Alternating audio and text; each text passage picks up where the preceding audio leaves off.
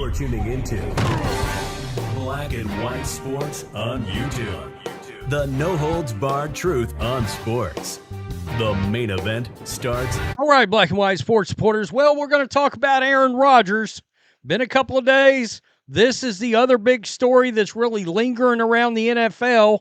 And in this case, we've got another quarterback thrown into the mix here.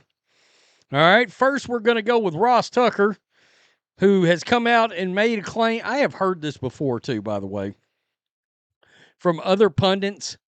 But he's making a claim that Aaron Rodgers, simply put, doesn't want to play, in his opinion. That Aaron Rodgers is really and truly going to end up retiring. Appearing on NFL Network's Good Morning Football, former offensive lineman and current analyst Ross Tucker. Ross Tucker's got a podcast, and it's a good one, especially during the football season.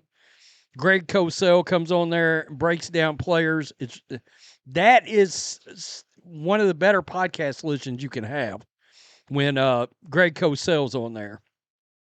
Quote, these Pittsburgh Steelers, okay? And they're still waiting for this guy to decide if he wants to play. By the way, if a guy is waiting this long to decide whether or not they want to play, they really don't want to play. The long wait for the resolution has been draining for some, though it's more on par for Rodgers, who's dragged out similar situations. Quote, he doesn't want to play, Tucker said. He really doesn't want to play. I think he wants to stay relevant, so I think he will play for the Steelers, but this doesn't make sense either short-term or long-term for Pittsburgh in my mind. Why doesn't it make sense short-term? A Hall of Fame quarterback pairing with a Super Bowl winning coach, going to be a Hall of Fame coach at some point. Yeah, Tomlin's going to make it. So I don't understand why it doesn't work. If I'm the Steelers, I actually want Rodgers for 2 seasons. I'm giving it a shot. I'm like, look, we want to sign you to a 1-year deal with an option for a second year. Because if he comes out and he's at a near MVP level, I want the option to be able to bring him back. Now, he has said he's got some personal issues going on right now also, and I'm just going to keep it real here with this Ross Tucker thing. The one thing I will say about the Ross Tucker podcast, when I've listened to it, it's a good podcast, but he's awfully politically correct, which leads me to believe he probably doesn't like Aaron Rodgers' politics, if we're just being honest. And unfortunately, I think that clouds a lot of pundits from clarity on Aaron Rodgers. All right, they just know all the other stuff, the immunized and all that, and they can't see straight anymore. All right, I think he's got. Well, I told you what I thought the other day.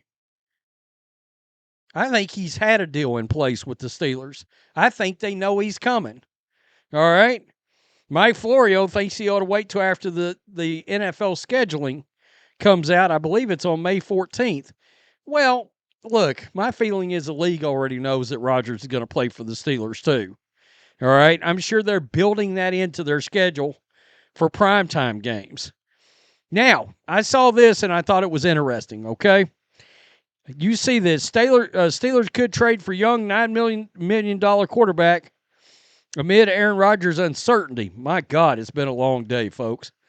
Okay, so right now they got Will Howard, they got Mason Rudolph, they got Skylar Thompson. Yikes. As the Steelers continue to wait for Rodgers, the team could continue exploring other options, and especially those that it could offer a long-term solution under center. One possible option is Tennessee Titans quarterback Will Levis, who was recently suggested as a potential trade acquisition for the Steelers by behind the steel curtains Mike Nicastro. Quote, Levis still has big-time tools. Absolutely.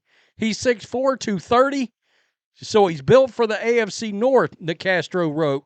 His arm, generally regarded as above average. Absolutely, it is. It is an above-average arm. My guess is it wouldn't take much to pry him from the Titans, who clearly won't factor him into their plans. Well, but at the same time, they need a backup quarterback for Cam Ward. You know, or what if they even decide, hey, we're going to let Ward sit a half a season or something, and want to keep playing Levis. So they may or may not look to deal Levis right off the bat. Now, let's just look. Yikes. It's not great, folks.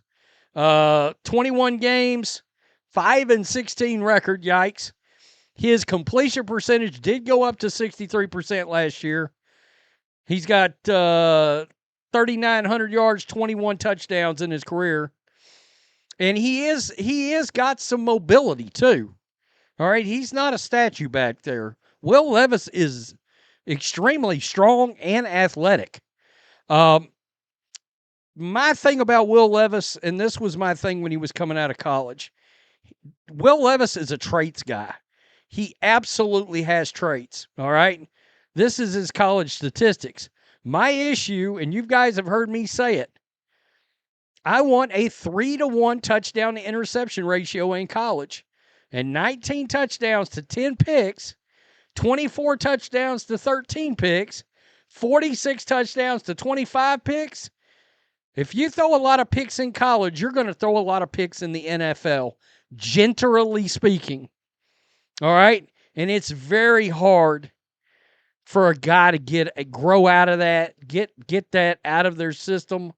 Do I think there might be some quarterback gurus out there that could do a little something with Will Levis? Yeah, maybe. Maybe Arthur Smith's one of them. You know, I mean, he's got some Tannehill-like traits. And people forget, people trash Ryan Tannehill. He had what, 4 really damn good seasons with the Tennessee Titans under Arthur Smith? One of those seasons, I think he flirted around with the MVP. And their skill set is similar, all right? Tannehill had an above-average arm and had some mobility. Tannehill was a former wide receiver. He was a wide receiver before he switched to quarterback at Texas A&M. And if you go look, Tannehill had a sneaky better career than people think, too. Everybody trashes him, and I'm like, you might want to go look at his career. It's a little better than you think it is, to be honest. Will Levis is going to be one of these guys. Now, he's young now, and I hope he figures it out before it's too late. But I could see Will Levis being a Geno Smith kind of guy when he's 30 years old. All of a sudden, something clicks. He's taken enough repetitions all these years. He figures it out and becomes a starter somewhere for 4 or 5 years. Or Sam Darnold would be the other one that I would think of that's got some similarities. Now, Sam Darnold's last year at USC before he got drafted, he threw a lot of picks too, and then came into the NFL throwing picks.